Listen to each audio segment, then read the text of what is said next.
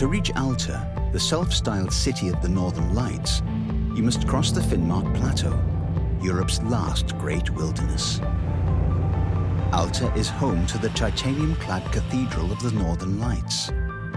It's also home to a man who prides himself on seeking out the finest places to view one of nature's greatest shows. My name is Trygve Nygård, and I'm a local boy. I'm from a small village west of Alta.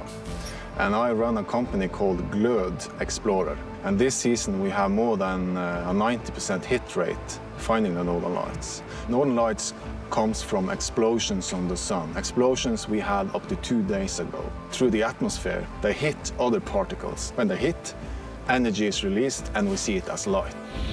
From Alta, it's a day's drive to the northernmost tip of Europe. It requires a descent into one of the longest sea tunnels in the world, reaching 212 meters below sea level and stretching almost 7 kilometers, linking the mainland to the island of Magaroya.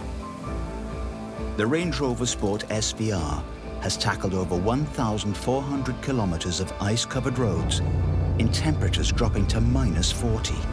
It revealed an untamed land where only the toughest and best adapted thrive.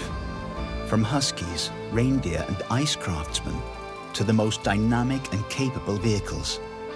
And the SVR's journey doesn't end here.